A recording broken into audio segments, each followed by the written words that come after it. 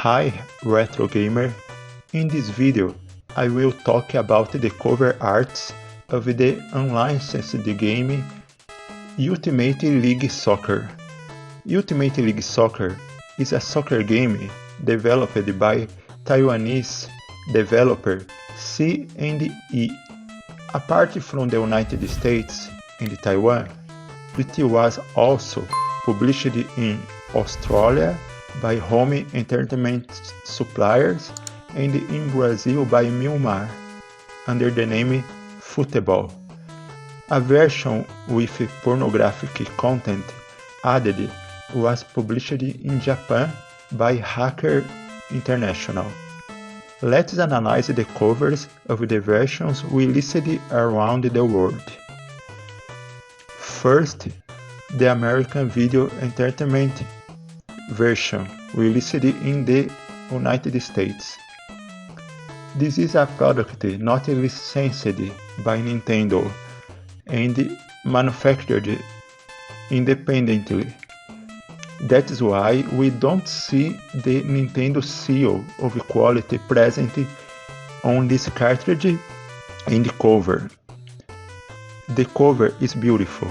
I like the art. This company's cartridge design is also very beautiful and highlights the art. A great collector's item.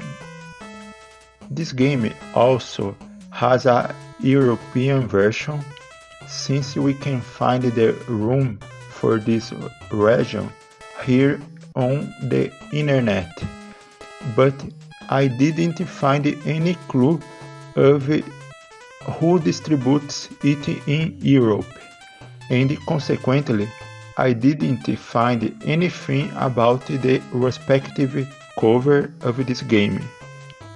If you have any information, please leave it in the comments of this video.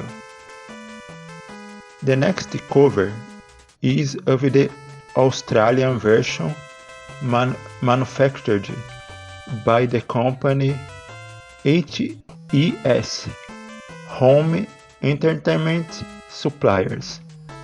I found this art pretty ugly, with these players in this boring pose, and the giant ball behind with the logo. Depressing.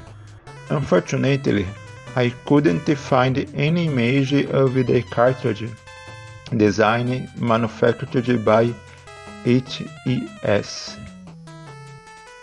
Now, the 2-pack special Soccer Plus Super Sprint, also released in Australia and distributed by the Magexa. Does HES have any connection with this pack? In this case, we see the name of the game reduced to just soccer, in a boring and improvised art, sharing space with the original cover art of Tengen's Super Sprint. Opening the case, we have two cartridges, in which soccer doesn't even have an art. No comments. The next cover is by Hacker International from Japan.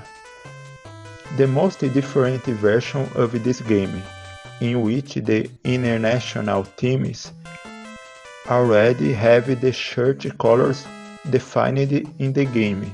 We don't have to choose, and the music that plays during the match has been modified. I even found the music a little better. It gives more emotion to the match. With each match won, the image of a half-naked girl is shown as a reward, and when the World Cup is won, a girl completely without clothes. Analyzing the cover, we see an allusion to the game's theme, with photos of three beautiful girls highlighted and a strange photo of a soccer player falling in the background without color. The models stand out more than the image of the players, and you can only tell that you are buying a football game, and you can only tell that you are buying a soccer game because the word soccer appears very large in red on the logo. On the 60-pin Famicom cartridge, we only see the logo too. In my opinion, the composition of the cover art is harmonious, but it doesn't look like a cover from a video game.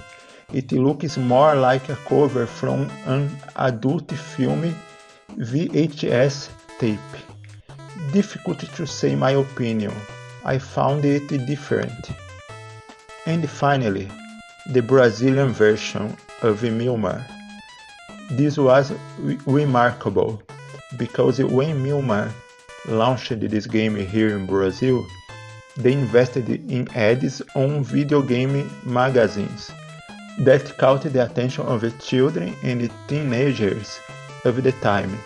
I was curious to know a game with option in my language and that I could choose national teams like São Paulo Soccer Club, Corinthians, Santos, Flamengo, etc. Remembering that, in addition to releasing unlicensed Nintendo titles in Brazil, Milmar was the manufacturer of the Famiclone console named High Top Game. I thought that Milmar had developed this game entirely in Brazil, but when I rented the game, I was slightly suspicious. I thought it was strange after choosing the theme. The message, "Please choose the color of the shirt," appeared.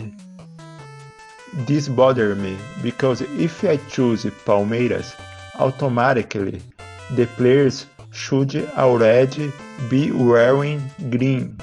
The possibility of being able to choose red is ridiculous, but it was enough to play during the weekend at the time. Because this game was pretty fun,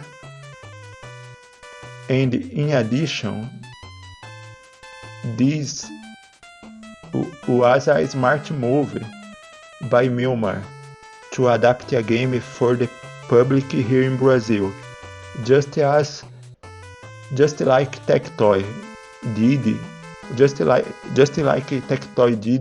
with some Sega games.